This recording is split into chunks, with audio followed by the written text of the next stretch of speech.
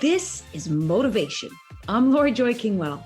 And I'm Chrissy Van. We're two dreamers on two wheels inspired by our community. And celebrating the voices we're just lucky enough to discover along the ride. So if not already, like, subscribe, follow along, do what you gotta do to not miss an episode. There's some about riding a motorcycle that reminds you what it means to be fully alive. You feel every vibration, every shift in the wind, every curve that demands your attention. It's presence in motion. But lately, the world feels like it's trading that raw human ride for something smoother and much more automated. So artificial intelligence, it's quietly taking the wheel in so many parts of our lives. And it's changing how we work, how we communicate, how we create, and even how we connect. It's automating empathy, outsourcing creativity, and offering digital companionship in place of real presence. We're living through one of the greatest shifts of humanity in real time. The rhythm of daily life is being rewritten, from the way we build relationships to how we make meaning in our work. And as we head towards 2026, the acceleration, it's only increasing. Machines are learning to predict our needs before we even feel them. And the question isn't whether this will continue, it's whether we'll remember what it feels like to truly be human within it. In this episode of the Motivation Podcast, we're exploring how AI has reshaped daily life and what it means for our mental well-being. But more importantly, we'll share practice ways to work alongside technology without letting it override the parts of our life that make us feel grounded, curious, and connected. And by all means, we're far from experts on this, but we're just sharing a little bit of what we've learned so far with you. And because staying human isn't about resisting change, it's about remembering to keep both hands on the handlebars as the world speeds forward with all their twists and turns ahead. This is your motivation. So we normally end the podcast. See, now you can tell that this isn't AI because I already fucked it up. So we're going to keep that in there. Proof is in the pudding. Proof is in the pudding. We are always keeping it real with you. But we always end this podcast with a quote, but I actually wanted to start this one with a quote. Good old Albert Einstein, we're all familiar with this chap, said, "I fear the day technology will surpass our human interaction. The world will have a generation of idiots." We are in the latter half of 2025 at the time of recording, and I said to Lori, let's kind of tackle this subject matter because I'm off the heels of going to a technology summit in my industry. And over the course of 2024, any of the conferences that I went to was very AI centered, but it was this introduction to it, really. Obviously, it was already in existence and ChatGPT was well underway with more people adopting that all the time. AI has been part of our lives, whether you've known it or not. Netflix predicting or offering, do you want to watch this next? It's algorithms that are learning you. Google search also doing its job of predicting what you want to search for before you're done. That's all AI. So it has been part of our lives, but now the accelerator is really on the gas pedal. And it went from that curiosity of we should adopt this and what will the impact be to being at the conversations now that paint the picture of a future that is lacking human touch and human intellect in a lot of our daily touch points. Even if you are somebody that said, I mean, we've talked about my mom on this podcast all the time. She's very technology adverse. Even someone, if you're listening and you're out there and you're like, I don't use ChatGPT. I've kind of stayed in my lane and my little bubble, and I'm not really playing or fucking around with AI. If you go out into the world and mingle with any type of service or even through sites that you use, it's mingling and fucking with you. Whether you like it or not, this is a reality of where we're at already. And where we're headed is going to be a huge, huge shift in how humanity operates. And that is happening. There is no avoiding this. So where are we headed? You know, maybe this isn't an area you've explored, but we already know it's embedded in how we text, shop, work. I looked this up particularly because Lori's wheelhouse is obviously in mental health, and she's very studied, well-versed, and qualified. The AI mental health sector alone is projected to grow from 1.1 billion in 2023 to 5 billion in 2030. So that's showing how already tech is deeply into our human well-being checks that we do. Dependence is rising. One study, AI dependence among teens jumped from 17% to 24% in under a year. So a quarter of people that are teenage are already dependent on these tools. To be honest, I should have looked up when the study happened because I'd be surprised if that number is not higher at this point. And linked in the same study, anxiety and depression were always predicted in correlation with that dependence. Not to say that everyone that's using it or depending it is, but it certainly isn't something that's being proven to amplify our well-being. I learned a new term this morning when Lori and I were prepping called techno stress. And techno stress is real. So workers, and imagine in your work life, are reporting higher anxiety and depression in environments that are doing fast AI rollouts. We're in a state of constantly having to adapt how we work. It's creating new fears in ourselves. Maybe you are doing certain work and having to question, will my job even exist in 3 months, 6 months, a year? Like you're having to reconsider all of your workflows. There's a comfort gap. 60% of Americans, sorry, I couldn't find a Canadian study for Lori and I are Canadian, but 60% of Americans are uncomfortable with AI in healthcare. Yet they're simultaneously using AI tools daily. So we have this paradox of being terrified and dependent at the same time. And when you think of the healthcare, you might be thinking, what the heck does that mean? Well, telehealth, maybe you got a human now, but very soon it's going to be a very educated bot to help navigate where you're going.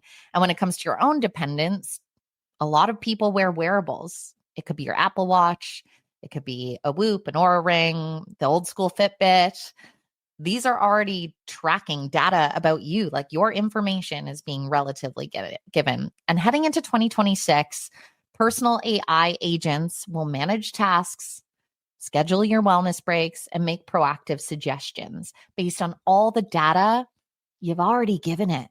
We have been feeding the machine for years and years. Now, I don't want to come at this from an alarmist or anti-tech standpoint because I actually, at this conference, there was a speaker that said, "What is AI?" And he was like, "I want you to actually just throw out, I'm not looking for the perfect answer from a definition, but throw out what it means to you." And I'm not going to say this eloquently, but basically popped out with adding an exponent to my human capability. And that's how I try to utilize it. What tasks are energy drains for me that aren't necessarily creative tasks in my daily workflow that I could set up a system to automate or aid in my weaknesses? So I do think that the conversation Lori and I are having today is about figuring out the balance of not becoming so fearful and avoidant of something that is already meshing and overlaying in our lives, while at the same time not swaying into this space where we actually forget how to human.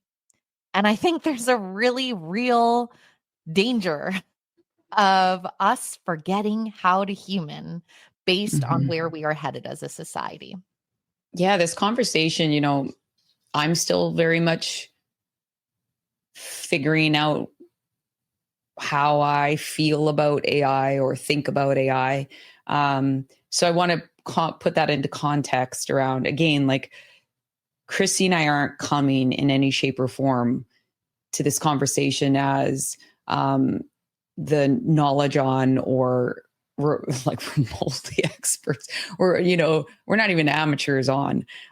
Just like that of like, this is more of this conversation really truly is us kind of like talking out loud about our thoughts on it and sharing something of like, hey, this is so far what we've learned. The first thing that obviously comes to mind, not only from a personal space, but a professional space, of the part of really forgetting how to human.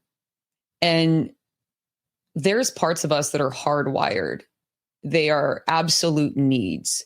The human connection is a need. It is not a bonus. It is not something that is, like a warm, fuzzy thing that's nice. It is a fundamental need. And if we don't have it, like food or water, we become very ill. And connection to self is exceptionally imperative, that you are practicing skills of hearing yourself, listening to your gut, brain, intuition, all those things. And if you're constantly in a state of outsourcing, and you aren't checking in with self at any given state. Now, there's a lot of different helpful ways where you can kind of like learn to upgrade the software within you.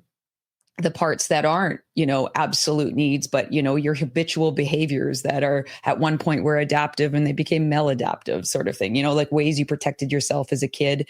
But then as an adult, it's the same thing that sabotages your relationships, of like learning and understanding those parts and getting tools to change and adapt those behaviors. These are things that we can get access to.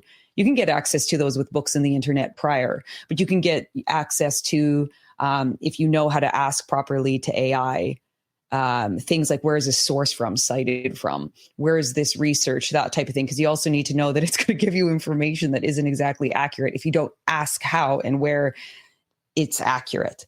But coming back to the like human behavior or the human connection part of things, it's really, really scary and concerning. And even in regards to, there is a place where you can get some wonderful information, especially people that can't afford to get, therapy or counseling or extra help. And that is something that they are looking to get for themselves.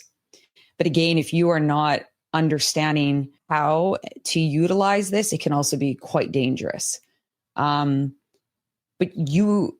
here's the part where we go back to the fundamental needs as humans. Is like a big part of what our job is when you're in sessions with that person is the co-regulation, is like bringing your actual regulated nervous system first and foremost. This is like one of the biggest parts of any type of therapy, is the therapeutic relationship, because we're in relationship with the other.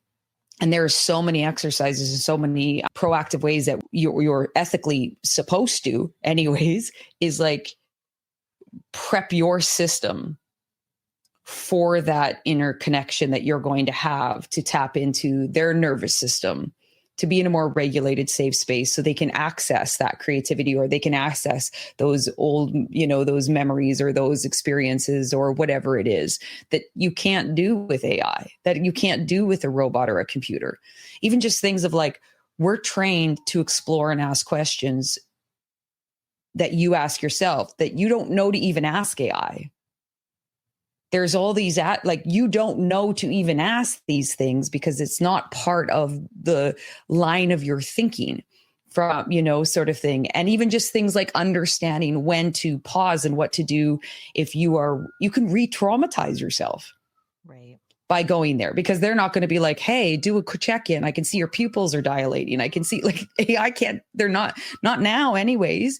So there's real aspects, because you're not with somebody that's trained to be picking up nuances in your body language, in your affect, in your tone of voice, in your pupils, in your facial expressions, all these things that you get trained in to make sure that that we can see, oh, you're going to a fight, flight, or freeze state. And if you don't pause that moment, bring it back into a regulated state, you can re-traumatize yourself. And so you can end up creating much more of a spider web for yourself than you began with, thinking that it's leading you down a space and place, or that it's supporting you in a way. It can also end up giving you a lot of validation. Yeah. Like that's, your complete validation in areas where that's where you should have been challenged to see it differently. And now you're in cognitive dissonance tenfold, walking away thinking you just had therapy. And really, really highly affecting relationship to self, relationship to others, really, your profession, whatever it is. I think we are in a very scary place of downgrading the deep medicinal effects of human to human connection, mental, medicinal effects, physical, all those things for, and I might be using medicinal in the wrong context, but you get what I'm saying, for the upgrade and the pedestal that we've put technology on. What Chrissy said earlier is that there's some really beautiful ways in which you can elevate who you are and what you're doing for yourself. But when you are only using it to hire out your knowledge of self, your connection to self, your listening to self, your all those different things, and you're outsourcing that, not hiring it out, you're outsourcing it. This is really dangerous. Not only as an individual, is it really, really dangerous for your mental health?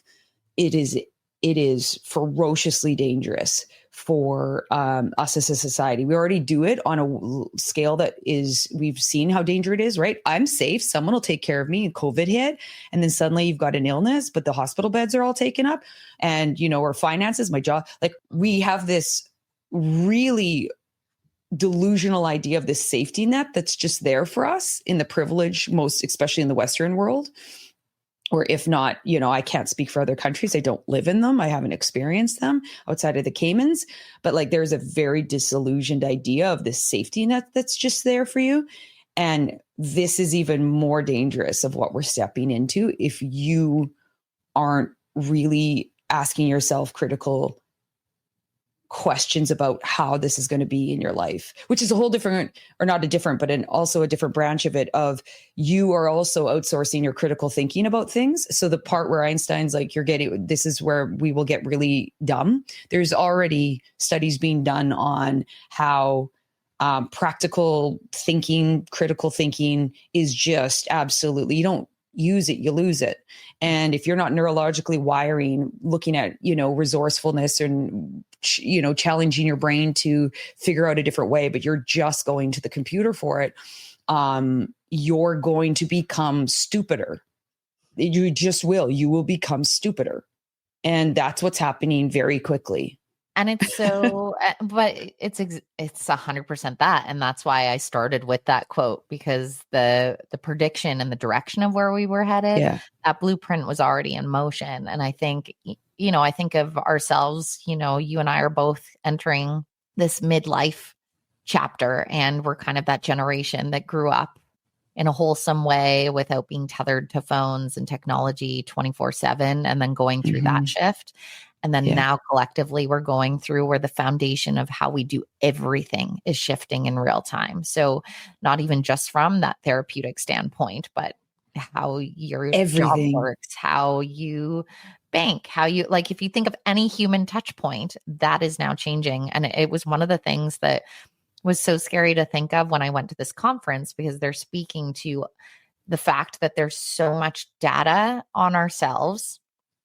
And data is the new oil, like they can just mine it and mine it and mine it to the point that it's freakishly helpful and easy. Like you said it in the intro, where it knows what you want based on your data, and then predictive algorithms. It knows before we even realize it. And so how you interact with anything in the world, especially heading into next year as this is accelerated. And I'm like, it's not an alarmist thing. It's really cool in a lot of ways as well. I mean, but there is a lot of alarming bits to it. Yeah, of course. Like it, because also it wants to be, it wants to still live, this AI. And so it's finding ways like to make sure it lives and lives well, and all the different things. And I don't know that world enough to speak in any regards in a cohesive way, but like, or not cohesive. Well, that's why we're riffing. We're just like, this is happening. And like, as Lori's teed it up, I'm like, we're not coming here being we're the experts. It's like, we're having a chat over the fact. Like, I kind of love how this has been our public journal forever. And there's a very real world that we listen to this episode next year and go, holy fuck. We had no idea.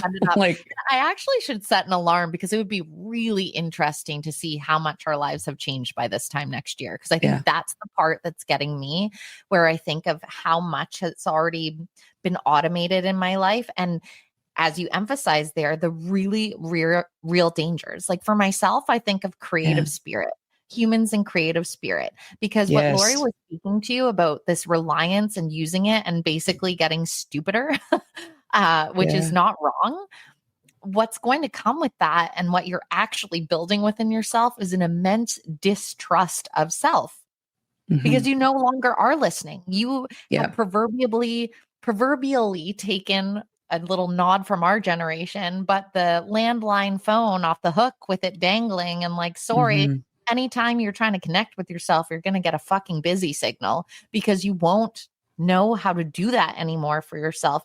It's not that you can't gain that back, but I think we're going to have a society that is so disconnected. And as we know, people that build that distrust in themselves, ultimately contributions in this world start to get pretty muddy. Like when your heart is open and you're very connected with yourself, it looks one way. But if we are all so centric and distrustful and chaotic inside, that's a really scary thought of how the world will look. And then on top of that, the creativity piece, I think, is so sad because we're seeing people lose their relationship with creative spark in real time.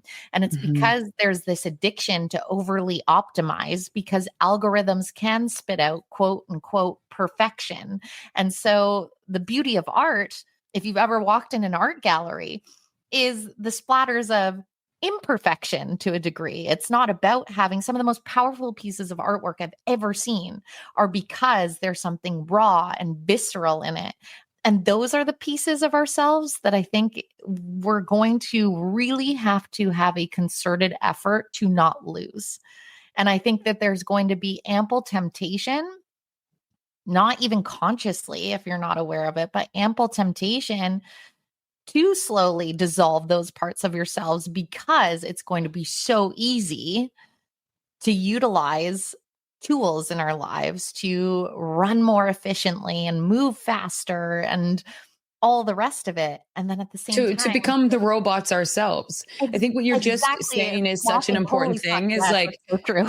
Oh, that's is so what and what you're saying is we're taking, literally, we are turning ourselves into the robots because we're outsourcing all of the decisions, our personalities, our creativity, our exploration, ourselves, our trials and mistakes. We're outsourcing it to the robots for the robots to tell us how to human.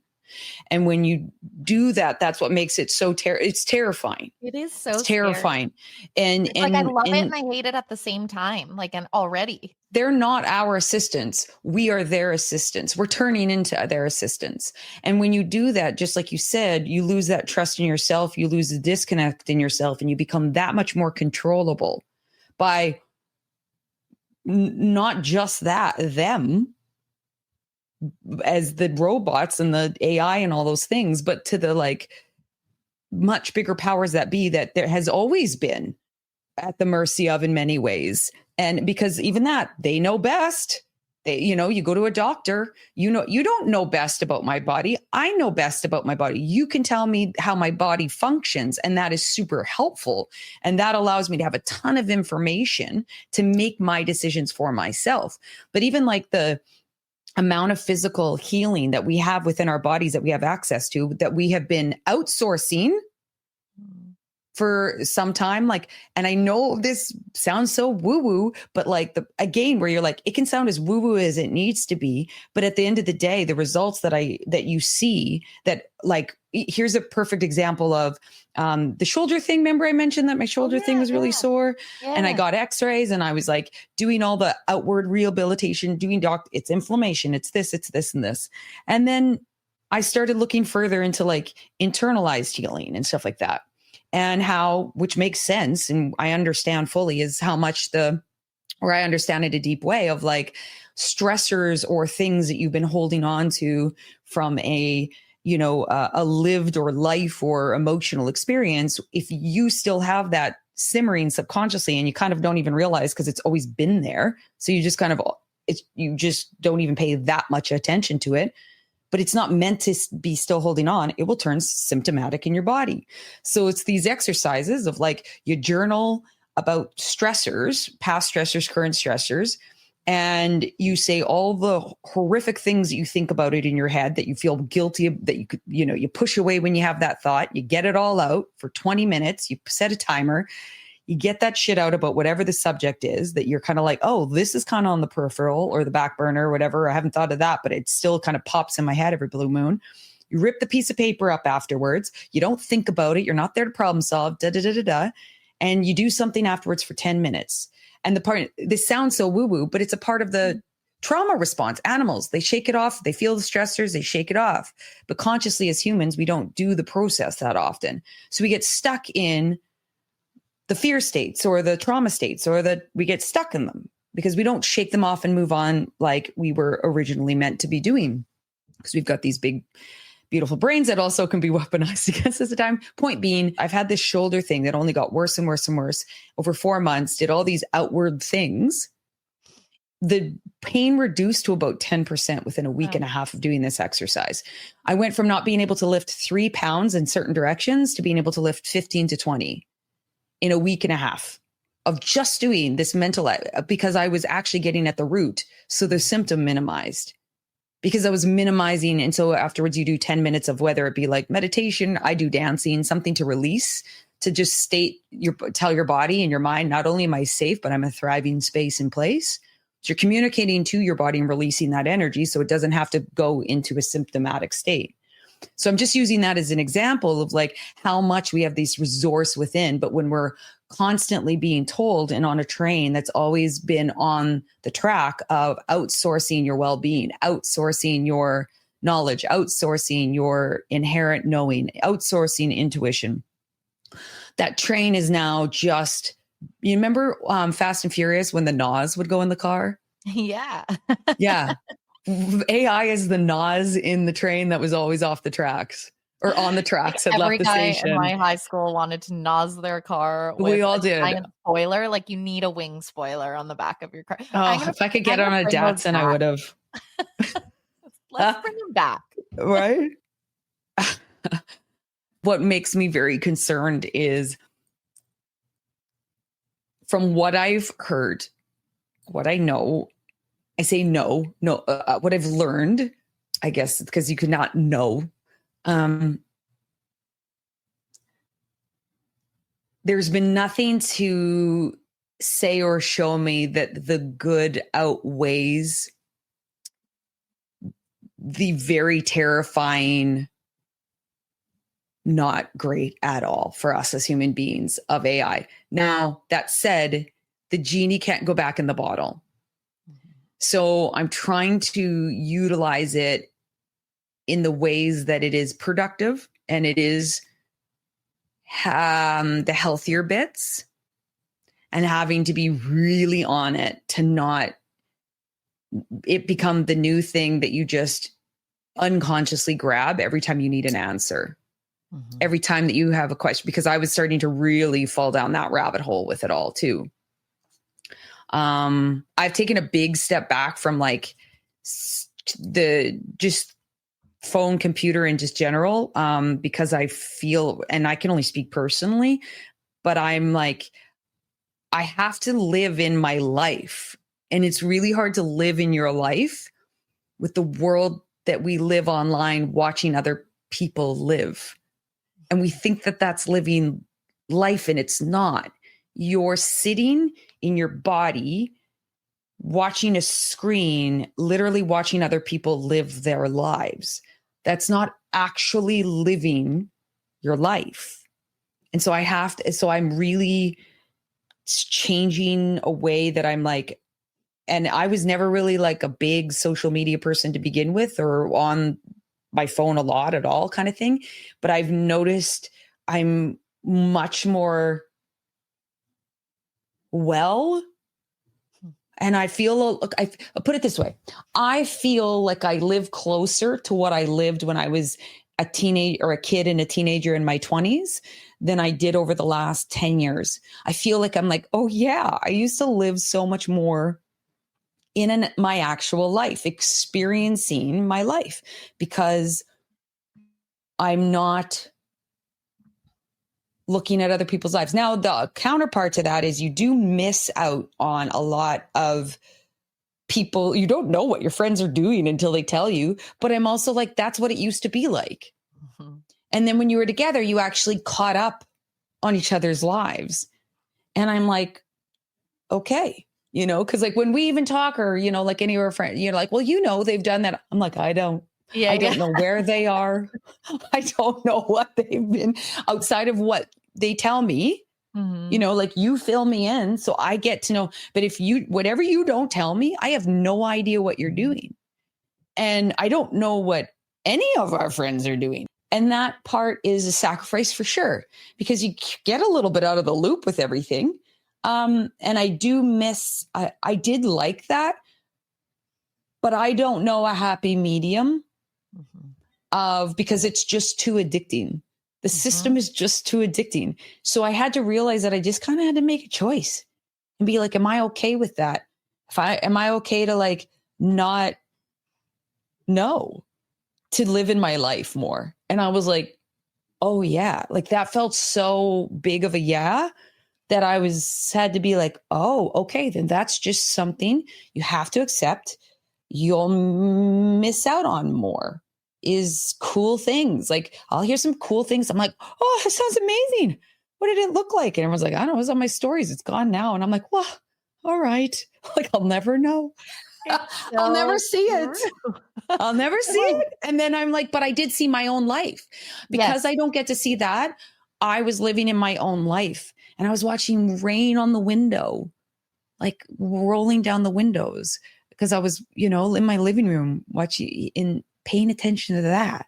And it doesn't mean I'm not speaking for everybody because some people can do those both worlds. I can't. I couldn't. I tried a lot of different ways. But like, that's where too, it's like that.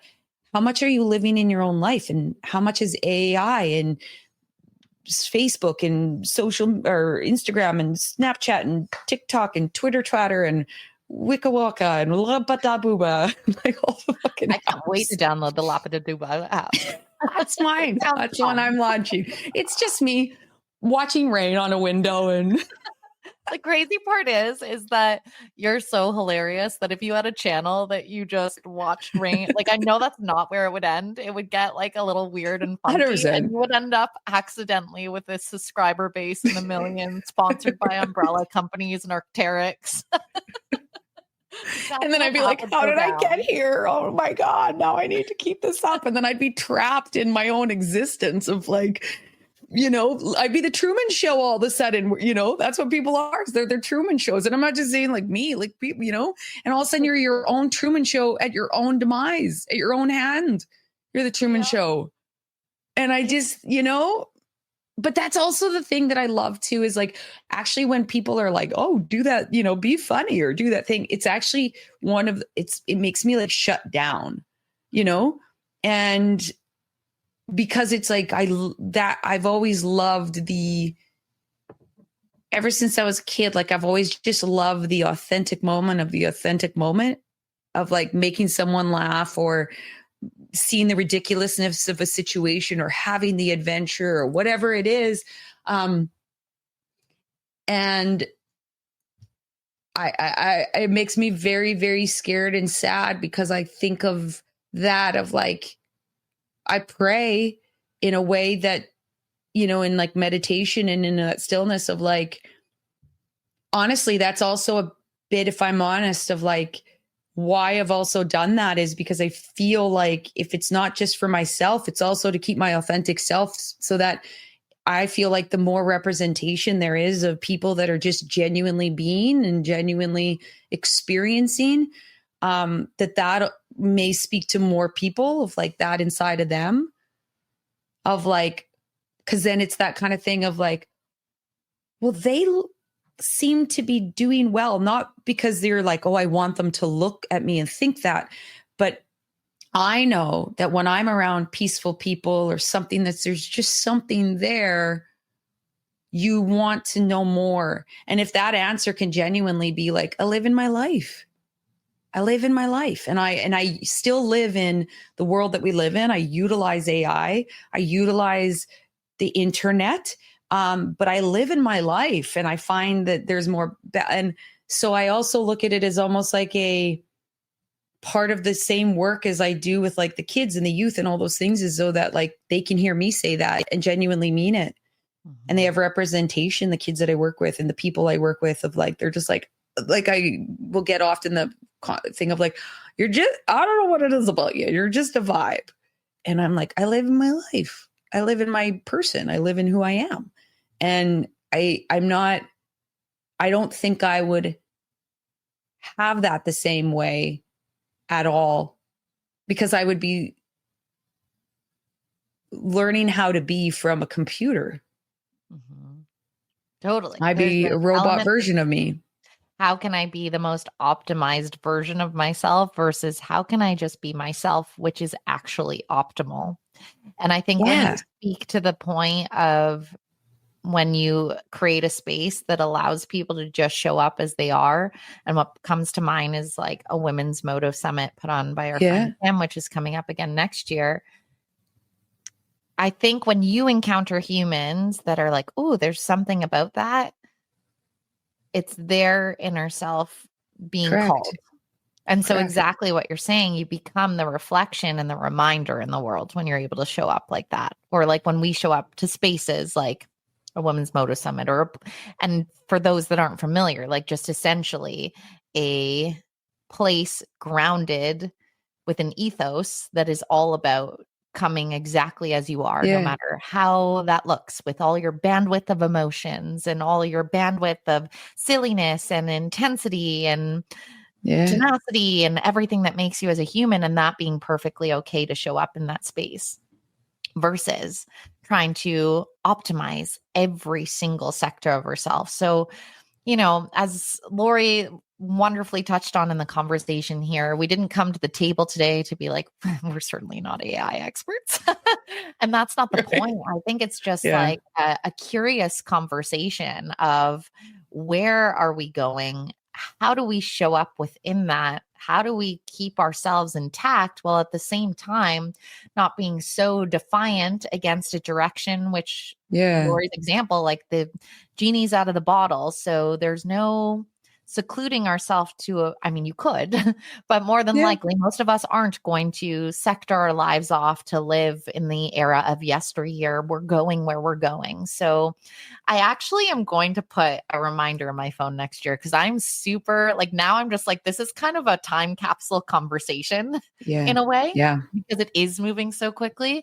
And I will be so curious to listen to this back and us just kind of be like, what's it going to look like? Because by the time the end of 2026 and we're rolling into 2027, I think this conversation itself is going to look very differently. And I would be so curious to see how it's changed both of our lives in different ways, or how we managed to combat it. Oh yeah. And like, there's also things too that I want to give to a couple examples of how I've found that it has really helped my learning. Like even in school, it was so helpful because I would read something and like, I either had to email the clinical counselor that was my prof to like, and then she would have to get back to me and all the different things to answer that question to then do my assignments or do my work. Whereas I could go on AI and I could write what the question was or write what the thing that I had read, whatever it was. And I was like, say this to me 4 different ways in this context and paint me a picture and give me a metaphor. So I could learn and actually utilize my brain versus give me this answer. It helped me so much to understand some really complex ideas and even words, right? Like you, rather than like, what's a definition? I would say like, use this word, give me, 6 different words that are similar. So I could really put it into context and it could really show up in my mind.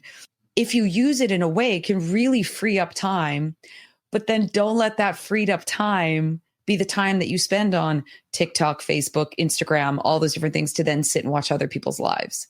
So and I know I'm really kind of combining, but it is all under the same umbrella where we are literally detaching from our own lives, detaching from our own cognitive spaces, detaching from human connection. We're really ill right now as a species. And this is kind of like drinking cyanide or like not maybe cyanide because that's dead immediately, but like what's something that slowly like whatever slow poisons you, thinking that, we're really having some steroid juice here. And you're like, no, you're slowly poisoning yourself.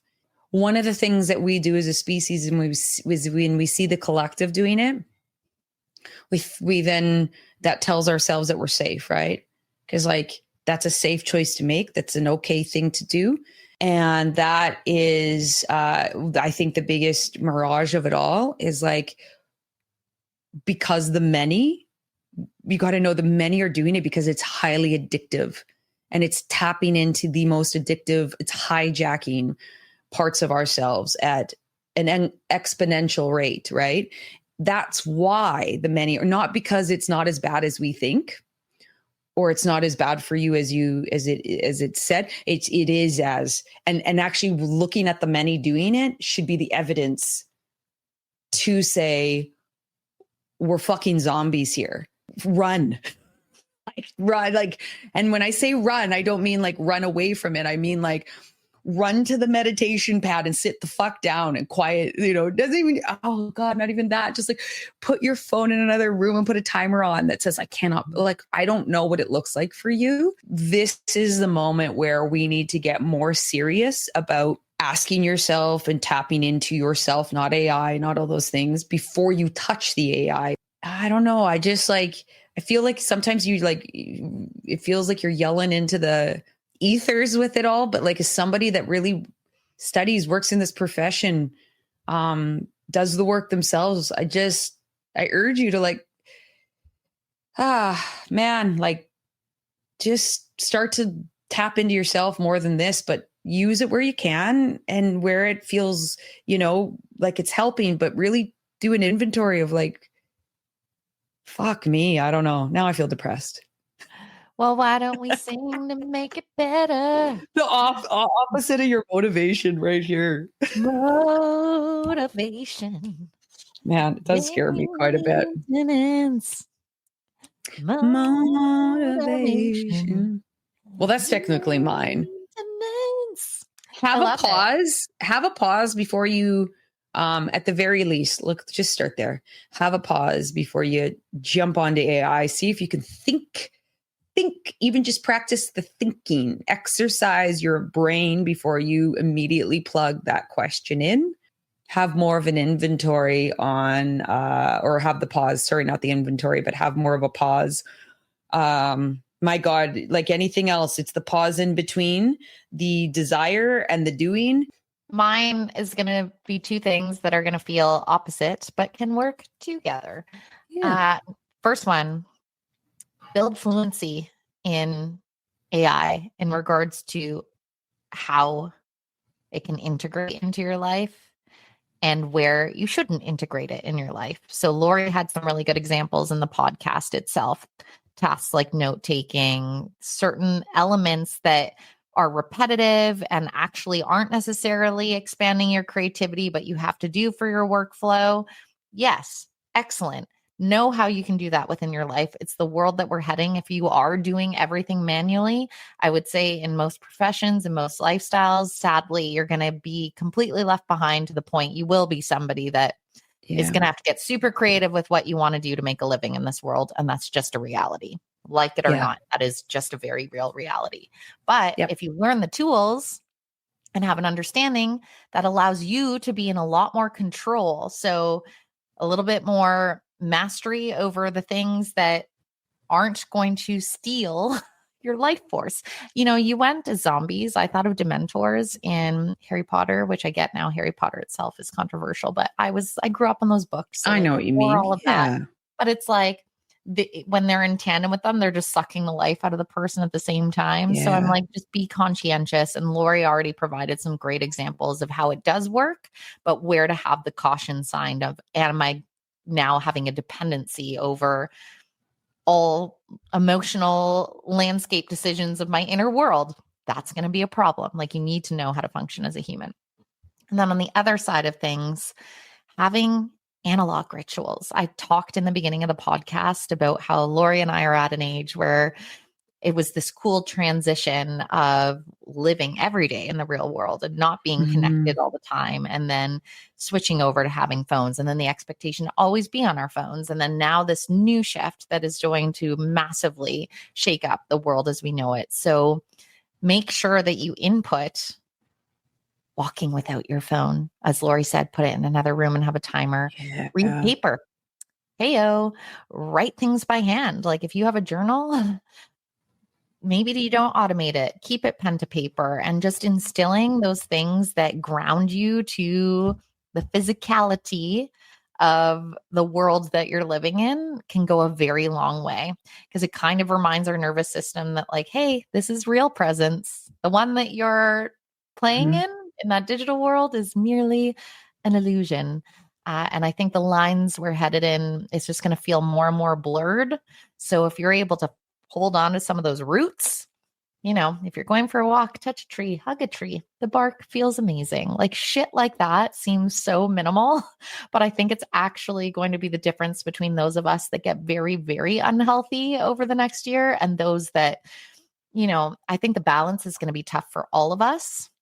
And that draw that Lori speaks to, I think there's just going to be more and more of a draw. Like, truthfully, at time of recording, Lori and I didn't even need to be here. We could have prompted an AI, given it our voices, and it could have generated an entire podcast that sounded just like us. And that's the now. And so that just kind of illustrates just how scary and blurry the lines really are going to be. So I think every topic that we have covered on the motivation when it comes to personal growth always comes down to awareness. Whatever the subject, it's always an awareness. And I think that's kind of why we were like, let's riff on AI, because it's like, this is something that's happening in real time, that if you aren't building an awareness over your use, how it's making you feel, what you're offloading to it, then you could end up in very dangerous territory very, very quickly. And yeah, we've talked about those identity shifts where we're like, who am I? Who am I? And I think we're going to see a lot more people that we know and love having to face that question, or maybe not even having the awareness to ask themselves that anymore. I didn't have a quote. And mine, it's funny. I was like, I started with a quote. Oh yeah, yeah. Really like circle back to have an end quote, and then we left you on a depressing note. But I'm just going to read Albert Einstein again. I fear the day technology will surpass our human interaction. The world will have a generation of idiots. Hopefully, listening to this episode makes you feel like us, a little less like an idiot. Although we're still idiots, but we're fun idiots. We're fun idiots. I think too, the last little thing is not a quote, but it's just like a Lori thing original. to remember. Lori original, actually, it's not the I can't remember his name. He's that like incredible astrophysicist guy Rory. that does all the Rory. He has I think it was called like Planets or something. It was like a docu-series. Anyways, he always talks about how like the odds of being a human being, and he always brings it back to like the odds of being a human being is insanely small, coming in and being, for all the things that had to perfectly come together, even though there's billions of us here, like the odds of us being here and getting to live this experience. And so though life is really, really fucking hard at times, and the day to day can be such a challenge, what an incredible waste for us to be here and to just automate the experience out. So I just like really, truly remind yourself and be like, I'm a human being with this body and this mind and this soul. And how willing I am to just outsource it to a robot. What a shame. What a shame. I still think there's some good things, but you gotta keep your eyes open. And that, my friends, is your motivation. they've never felt less motivated in their lives. 100%. They were like, this bitch doesn't know what she's talking about. Let me hop on AI. You're going in chat GPT and be like, how do I recover from listening to that podcast? Yes. What are these idiots' credentials? Nothing? Great. Moving on. You've just listened to the Motivation Podcast with your host, Chrissy Van, and me, Lori Joy Kingwell. Thanks for joining us along the ride. We've got new episodes dropping every Monday, and we're all about community. So follow us on Instagram at Motivation Podcast and visit our website at themotivation.com. And in the meantime, tanks full and full throttle.